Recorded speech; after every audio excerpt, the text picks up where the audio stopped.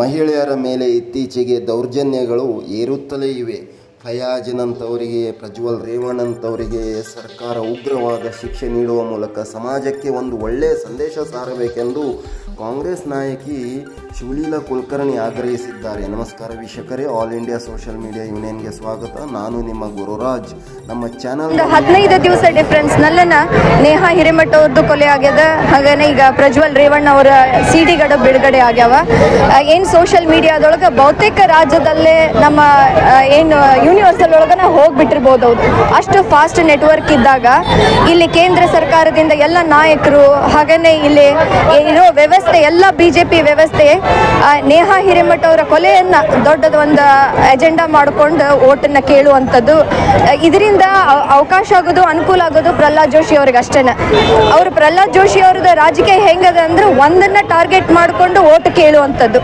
2019 ಒಂದು ಕೊಲೆದ ಕೇಸನ್ನ ತಗೊಂಡು ನಮ್ಮ ಮನೆಯವ್ರನ್ನ ಟಾರ್ಗೆಟ್ ಮಾಡಿ ನಮ್ಮ ಕ್ಷೇತ್ರದೊಳಗೆ ಇಲ್ಲ ಸಲ್ಲದನ್ನ ಹೇಳಿ ಅಪಪ್ರಚಾರ ಮಾಡಿನೇ ಅವಾಗನು ಓಟ್ ತಗೊಂಡಿದ್ರು. ಈಗ ನೇಹಾ ಹಿರೇಮಠ ನಮ್ಮ ಕಾರ್ಪೊರೇಟರ್ ಮಗಳು. ಆ ಹತ್ಯೆ ಆದ ಒಂದು ತಾಸೊಳಗನ ಪೊಲೀಸ್ ಡಿಪಾರ್ಟ್ಮೆಂಟ್ನು ಕೆಲಸ ಮಾಡಿದ. ಹಾಗೇನೆ ಕಾನೂನು ಕ್ರಮ ತಗೊಳತೈತಿ. ನಮ್ಮ CM ಅವರು, ನಮ್ಮ ನಾಯಕರನ್ನು ಬಂದು ನೇಹಾ ಹಿರೇಮಠ ಅವರ ಮನೆತನಕ್ಕೆ ಸಾಂತ್ವನ ಹೇಳೈತಿ.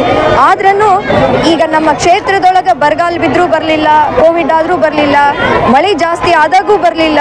ಇಷ್ಟೊಂದು ಏನು ಪ್ರಾಬ್ಲಮ್ಸ್ ಆದ್ರೂ ಯಾರು ಒಬ್ರು ಕೇಂದ್ರ ನಾಯಕರು ಬರಲಿಲ್ಲ.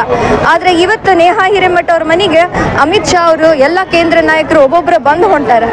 ಇವತ್ತು ನಾವು ಪ್ರತಿಭಟನೆ ಮಾಡೋದು ಮೊದಲು ನಮ್ಮ ಡಿಸ್ಟ್ರಿಕ್ಟ್ ನಲ್ಲಿ ಏನೇನು ಅನ್ಯಾಯ ಆಗಕತ್ತವ ಅವಕ್ಕೂ ಉತ್ತರ ಕೊಡಬೇಕು. ಆಮೇಲೆ ನೇಹಾ ಹಿರೇಮಠ ಅವ್ರ ಮನೆಗೆ ಹೋಗ್ಬೇಕಂತ ನಾವು ಆಗ್ರಹಿಸ್ತೀವಿ. ಕುಮಾರಸ್ವಾಮಿ ಅವರು ತಮ್ಮ ರಾಜಕೀಯ ದುರಾದೃಷ್ಟದಿಂದ ಹೋಗಿ ಬಿಜೆಪಿ ಅವ್ರನ್ನ ಜಾಯಿನ್ ಆಗ್ಯಾರ. ಈಗ ಸದ್ಯಕ್ಕೆ ಅವ್ರಿಗೆ ಸಂಕಷ್ಟ ಬಂದೈತಿ ಅನ್ನೋದಕ್ಕೆ ಅವ್ರ ಒಂದು ಮಾತನ್ನು ಅವ್ರ ಎಲ್ಲೂ ಮೀಡಿಯಾನು ಫೇಸ್ ಮಾಡಕತ್ತಿಲ್ಲ, ಏನು ಸ್ಪಷ್ಟನೆ ಕೊಡಕತ್ತಿಲ್ಲ. ಆದ್ರೆ ನೇಹಾ ಹಿರೇಮಠ ಅವರ ಬಗ್ಗೆ ಎಲ್ಲರೂ ಕೊಡ್ತಾರ.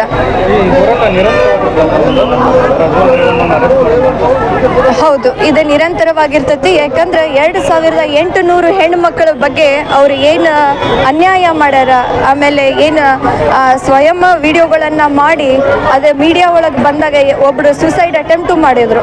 ಹಾಗನ್ನ ಎಷ್ಟೊಂದು ಮನಿತನ ಕಷ್ಟದಲ್ಲಿ ಬಂದವ. ಇವಕ್ಕೆಲ್ಲ ಉತ್ತರ ಕೊಡ್ಬೇಕಾದವ್ರು ಅವರೇ ಅಲ್ಲ. ಇದು ನಿರಂತರವಾಗಿರ್ತೈತಿ. ಆಮೇಲೆ ಅದನ್ನ ನಮ್ಮ ನಾಯಕರು ಏನು ವಿಚಾರ ಮಾಡ್ತಾರ ನೋಡಿ ಮುಂದೆ ಮಾಡ್ತೀವಿ.